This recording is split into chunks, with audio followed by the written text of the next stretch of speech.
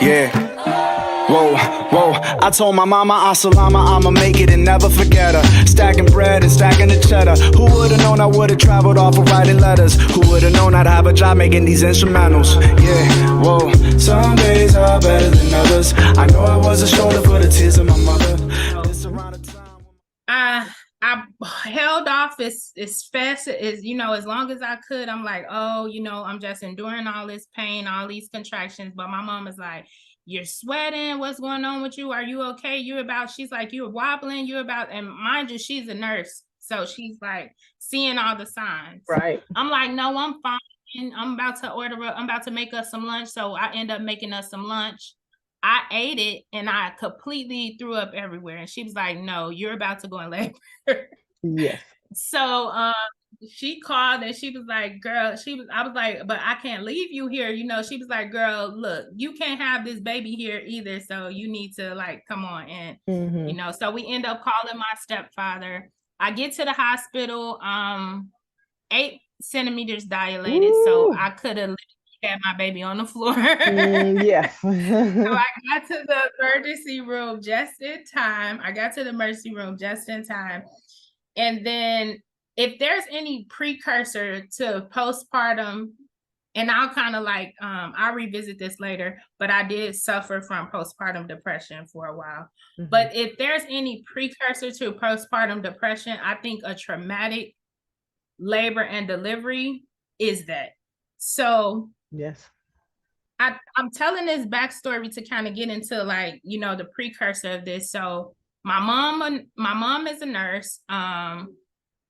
Before all this, before her sickness and everything, I just knew that she would be right there watching over me and making sure I had this baby really safely, because I had dreams of, I was obsessing of not making it through my labor. So I don't know if that did it as well too. And I was reading all these statistics of Black moms and how they're treated, and I was just really, really worried. Mm-hmm.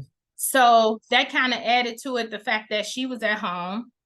She was at this time she was recovering from her chemo treatment. So the recovery process is kind of very, very drowsy. She's sleepy and everything. So there was no way she could be in the delivery.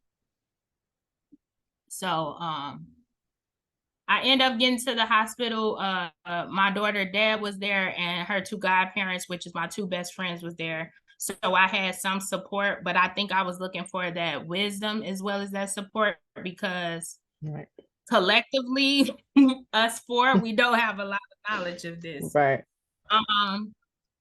My labor was easy. I guess to the dynamic of from stories I hear, my labor was easy.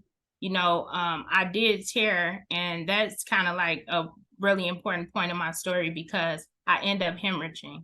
Mm. So I had my daughter and everything was okay.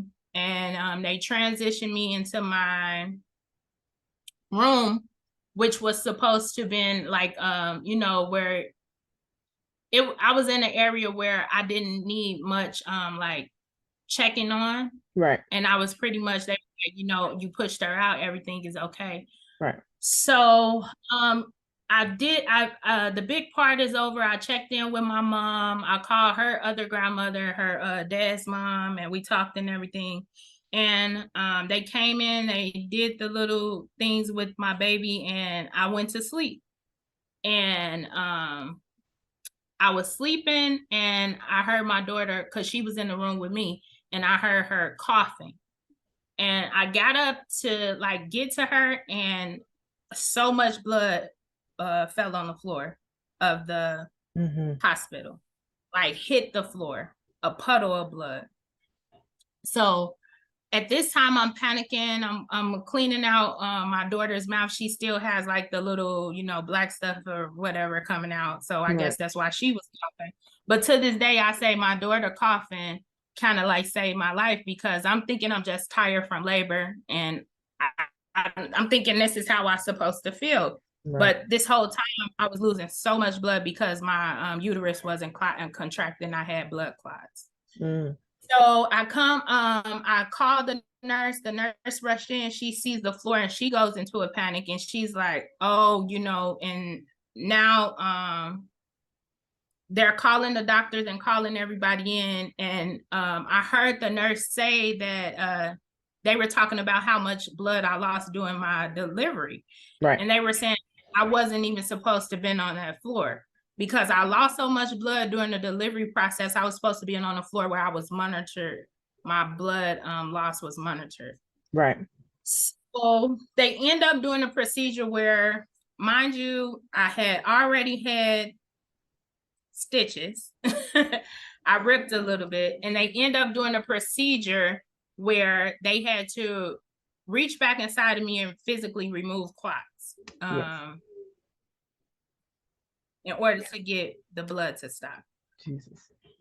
So I would say, and it's nothing against the hospital I was at, and I just want to speak to like the prejudice that we have is like women of color and our pain tolerance. I was given medication for this procedure. They came in and gave me like pain medication. It was like, we're going to do this procedure for you, and gave me the pain medication. But then I would say about 15 minutes later, they were like, you're ready. And I was like, no, I just got the pain medication. Nothing has kicked in. Right.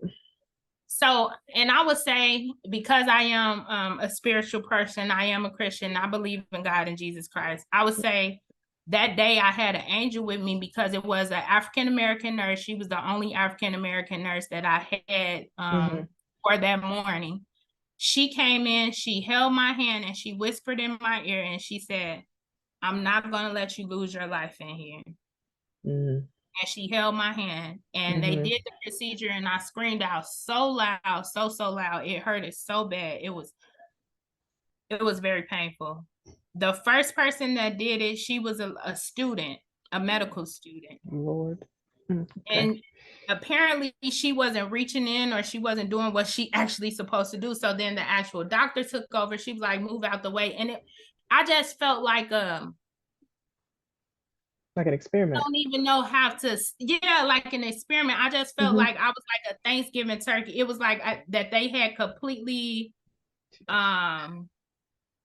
disassociated my humanity at one point, because I was like, excuse me, what's going on? And they were like not talking to me. That the doctor was pretty much like, we have to stop the bleeding, like not addressing me. And it took that nurse to kind of like hold my hand and ground me. And she was like, and she brought like me feeling like a person back at that point. So after they was over, they put the padding under me and they just